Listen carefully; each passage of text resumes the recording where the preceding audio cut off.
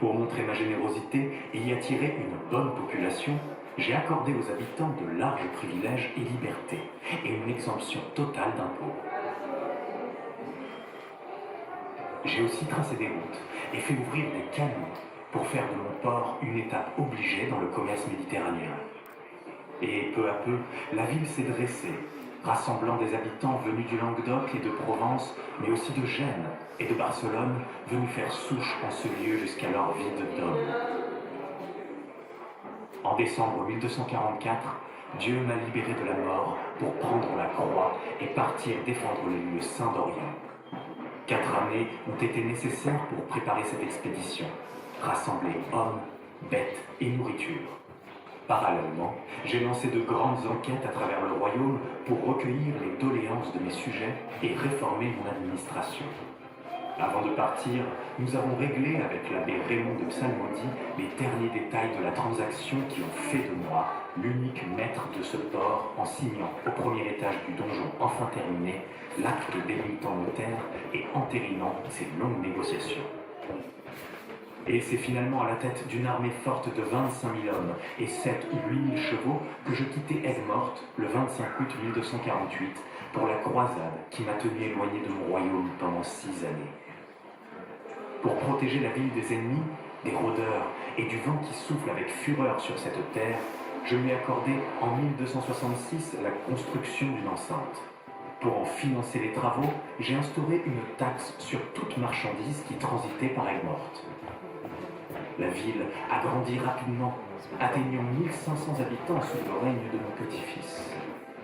Mon royaume en paix, j'ai pris la croix pour la seconde fois et le 2 juillet 1270, j'ai embarqué d'Aigues-Mortes à bord de la Montjoie pour ce qui allait être la dernière croisade de l'histoire du monde chrétien. Jamais je ne revis mon doux royaume. Ayant rendu mon âme à Dieu devant Tunis le 25 août 1270, je fus canonisé en l'an 1297 pour avoir porté et défendu la vraie croix de par le monde. Je prends alors le nom de Saint-Louis. Mes descendants ont poursuivi mon projet. Mon fils Philippe le Hardi fit construire le môle de pierre de la Pérade et accorda au port le monopole pour l'entrée et la sortie des marchandises du royaume. Mon petit-fils, Philippe IV le Bel, termina l'enceinte et fit ériger la tour carbonnière sur la seule route vers la terre. Au milieu des eaux mortes, et malgré leur nature inhospitalière, nous, les Capétiens, avons doté notre port d'Aigues-Mortes d'une remarquable parure monumentale, symbole éclatant de notre rayonnement sur la Méditerranée.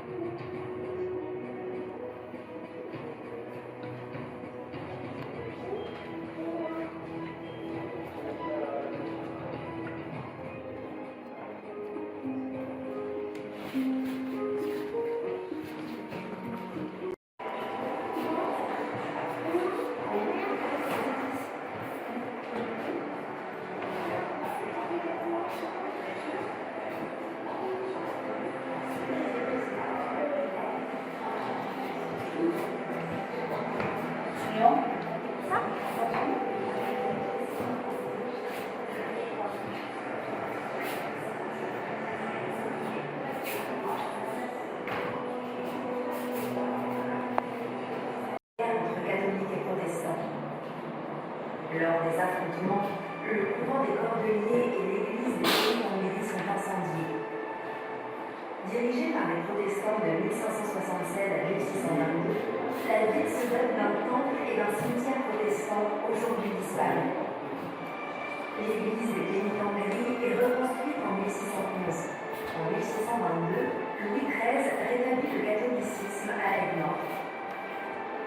Le couvent des Capucins, édifié en 1649 pour inciter la conversion des protestants, s'installe au sud de la place Saint-Louis. La chapelle des Pénitents blancs est bâtie en 1668. Le couvent des Cordeliers est reconstruit et définitivement abandonné en 1773. Le nord-ouest de la ville évolue au XVIIe siècle. Le logis du gouverneur, dans lequel nous nous trouvons, est édifié en 1674 sur les restes de l'ancien château royal et d'une ancienne caserne.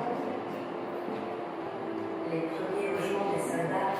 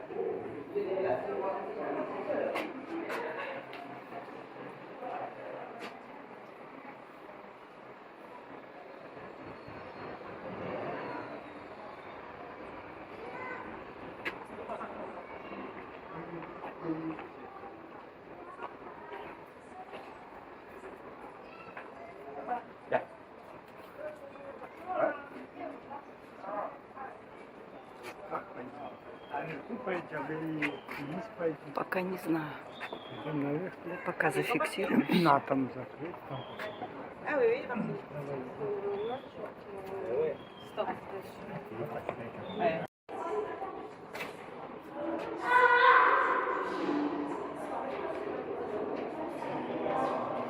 Быстрее.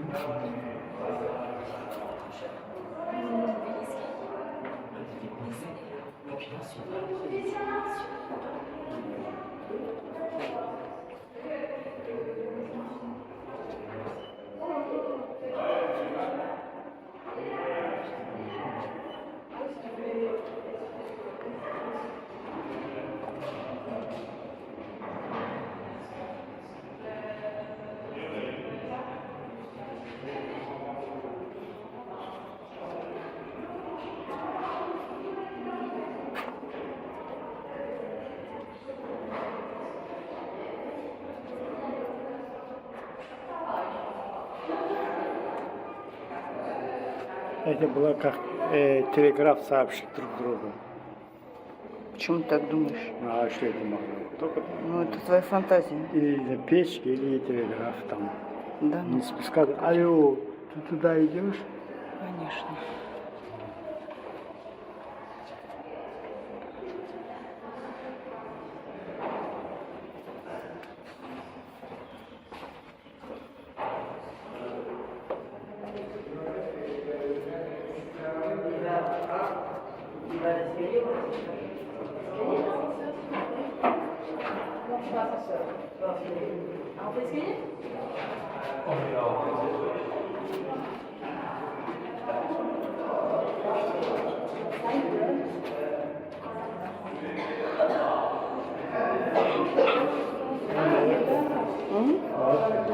Наверх пойдем. Он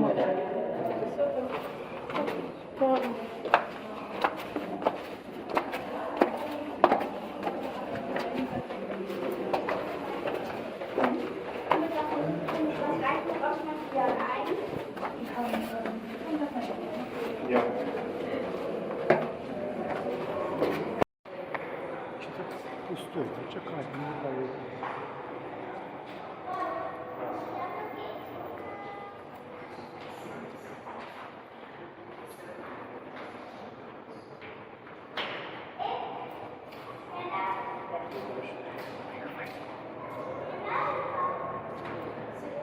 Маму снимай сцену. башню снимаю.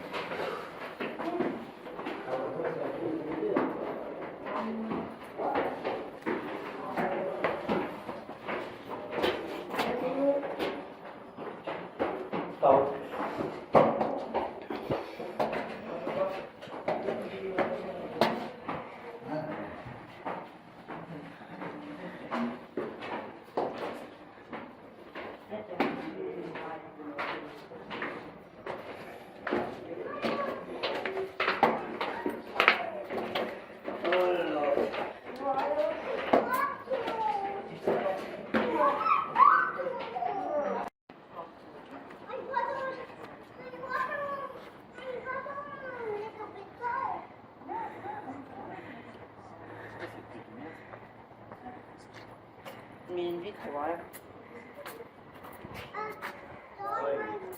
Я же на ту сторону поехал. А почему на ту сторону поехал, а? Куда вы едете?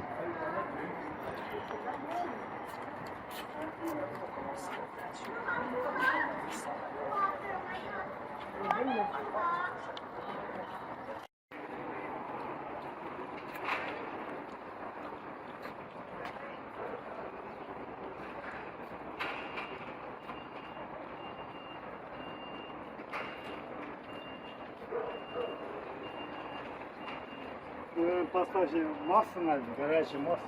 Може бути. Чего это?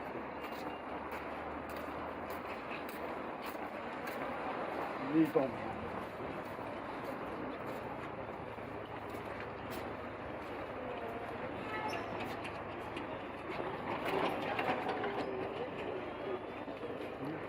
Сколько там?